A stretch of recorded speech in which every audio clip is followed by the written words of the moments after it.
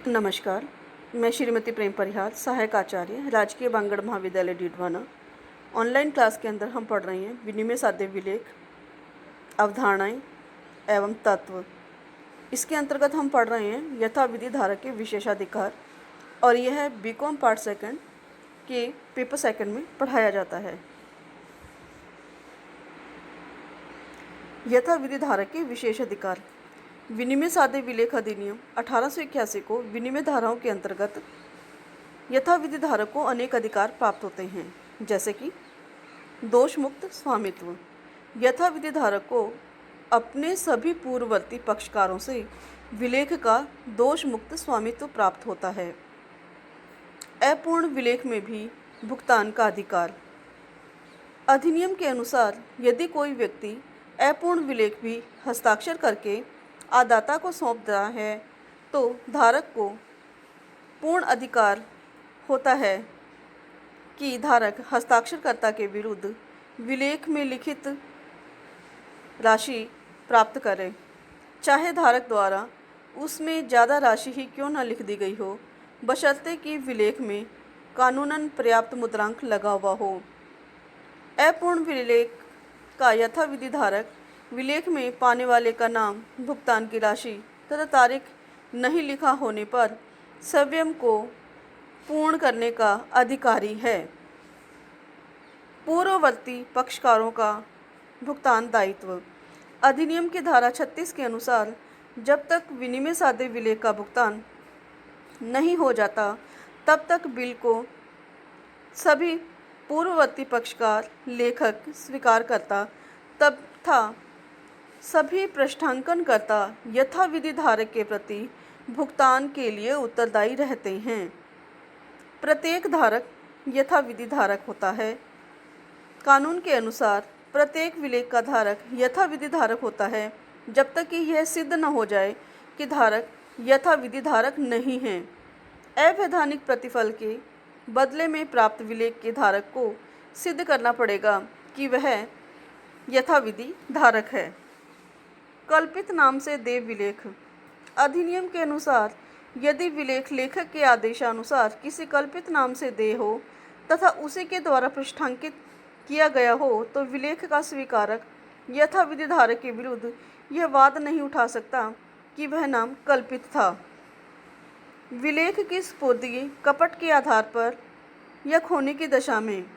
अधिनियम के अनुसार विलेख का दायी पक्षकार यथाविधि धारक के विरुद्ध यह कहकर मुक्त नहीं हो सकता कि विलेख की सुपुर्दगी कपट के आधार पर थी या उससे खो गया था या अन्य किसी अपराध द्वारा प्राप्त कर लिया गया था या अवैध प्रतिफल के फलस्वरूप प्राप्त किया गया था, बशर्ते कि यथाविधि धारक स्वयं उस कपट में एक पक्षकार न हो। विलेख की शर्त युक्त सुपुर्दगी। अधिनियम में ये प्रावधान है कि जब कोई विलेख यथाविधि धारी को हस्तांतरित किया जाता है तो अन्य पक्षकार का दायित्व मुक्ति पाने के लिए वह यह नहीं कह सकता कि विलेख की सुपुर्दगी शर्त युक्त थी अथवा किसी विशेष उद्देश्य और आशय के लिए ही थी। संदिग्ध विलेख में यथाविधि धारक को अधिनियम की धाराओं के अंतर्गत यह विशेषाधिकार है कि किसी विलेख की प्रकृति अस्पष्ट होने पर, जैसे कि प्रॉमिसरी नोट तथा बिल ऑफ एक्सचेंज दोनों एक जैसे प्रतीत हो रहे हों, तो यथाविधि धारक उसे उक्त दोनों में से किसी एक प्रकार का विलेख मानकर भुगतान करने का अधिकारी होता है।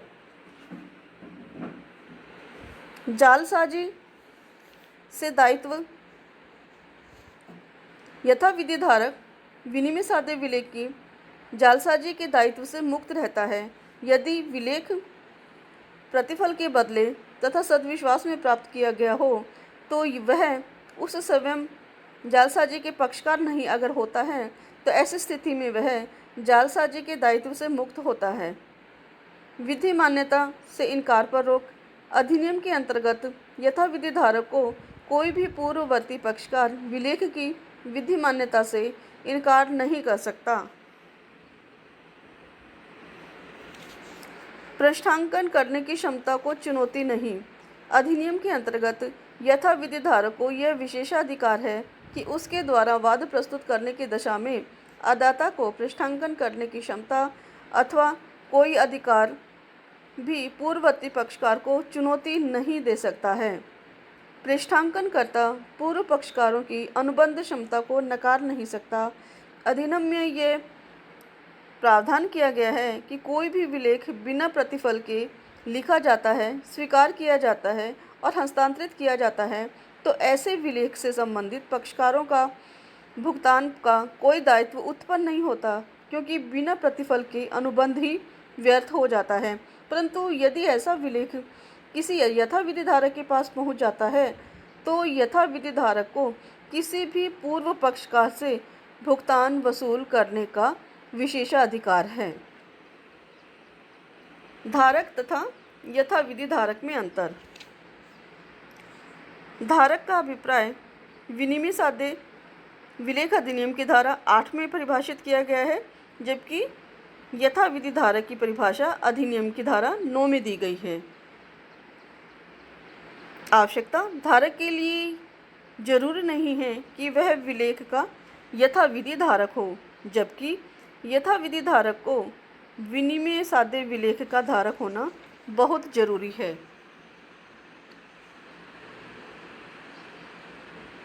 प्रतिफल। धारक विनिमय साध्य विलेख बिना प्रतिफल अर्थात दान, भेंट, उपहार स्वरूप भी प्राप्त कर सकता है, जबकि यथाविधि धारक तभी बन सकता है जब विनिमय साध्य विलेख प्रतिफल के बदले में प्राप्त हो। बिना प्रतिफल के यथाविधि धारक बनना संभव नहीं होता। सद्विश्वास। धारक बिना सद्विश्वास के विलेख प्राप्ति पर भी धारक बन जाता है, जबकि सद्विश्वास में विनिमय साध्य विलेख प्राप्त करने पर ही यथाविधि धारक बन सकता है। बिना सद्विश्वास का विलेख की प्राप्ति यथाविधि धारक के लिए संभव नहीं होती। परिपक्वता। विलेख की परिपक्वता के बाद भी कोई व्यक्ति विलेख प्राप्त कर उसका धारक बन सकता है, जबकि यथाविधि धारक के लिए विनिमय साध्य विलेख की प्राप्ति परिपक्वता के पहले होना अत्यंत जरूरी है। वाद का अधिकार। धारक को विलेख के अनादरण होने पर हस्तांतरणकर्ता पर वाद प्रस्तुत करने का अधिकार सदैव नहीं मिलता, जबकि यथाविधि धारक को विलेख के अनादरण पर पूर्ववर्ती पक्षकारों पर वाद प्रस्तुत करने का अधिकार सदैव मिलता है। स्वामित्व अधिकार। धारक का स्वामित्व अधिकार विलेख के हस्तांतरण जैसा ही रहता है, उससे बेहतर नहीं हो सकता, जबकि यथाविधि धारक का स्वामित्व अधिकार हस्तांतरणकर्ता से हमेशा अच्छा होता है, क्योंकि यथाविधि धारक को स्वामित्व अधिकार हस्तांतरणकर्ता से स्वतंत्र होता है। इस प्रकार हमने पढ़ा कि यथाविधि धारक के विशेषाधिकारों में दोष मुक्त स्वामित्व का अधिकार होता है, उसे अपूर्ण विलेख में भी भुगतान का अधिकार प्राप्त होता है, पूर्ववर्ती पक्षकारों से उसे भुगतान लेने का अधिकार होता है, और यह माना जाता है कि प्रत्येक धारक यथाविधि धारक होता है। यहाँ अगर कल्पित नाम से भी विलेख है तो भी यह माना जाएगा कि उसको भुगतान प्राप्त हो सकता है। विलेख की स्पुर्दगी में कपट के आधार पर या खोने की दशा में भी उसके अधिकार का कोई हनन नहीं होता है, जब तक कि यथाविधि धारक स्वयं उस कपट का भागीदार न हो। यहाँ अनेक प्रकार के उसको अधिकार मिले हुए हैं और इन अधिकारों का प्रयोग वह कर सकता है, जिसमें विलेख की सशर्त युक्त सुपुर्दगी है, संदिग्ध विलेख हैं, जालसाजी के दायित्व से युक्त कोई उसे विलेख मिला है लेकिन वह उसका भागीदार नहीं है, तो वह वहाँ भुगतान ले सकता है, और वह अदाता के पृष्ठांकन को चुनौती नहीं दे सकता, और पृष्ठांकनकर्ता पूर्व पक्षकारों की अनुबंध क्षमता को भी वह नकार नहीं सकता है। यानी कि यथाविधि धारक के पास अगर कोई विलेख पहुंच जाता है तो यथाविधि धारक को किसी भी पूर्व पक्षकार से भुगतान वसूलने का अधिकार होता है। धारक और यथाविधि धारक के अंतर में भी हमने देखा कि धारक के लिए जरूरी नहीं कि वह विलेख का यथाविधि धारक हो, जबकि यथाविधि धारक के लिए यह बहुत ही आवश्यक है कि वह विलेख का धारक हो। यथाविधि धारक में हम देखते हैं कि बिना प्रतिफल के भी वह धारक बन सकता है। यथाविधि धारक तभी बन सकता है जबकि उसने निश्चित विलेख का भुगतान कर दिया हो। यहाँ हम देखते हैं कि धारक जो है बिना सद्विश्वास के विलेख की प्राप्ति कर धारक बन जाता है, जबकि यथाविधि धारक के लिए उस विलेख का सद्विश्वास होना जरूरी है। बिना सद्विश्वास के यदि वह विलेख प्राप्त करता है तो वह यथाविधि धारक नहीं होगा।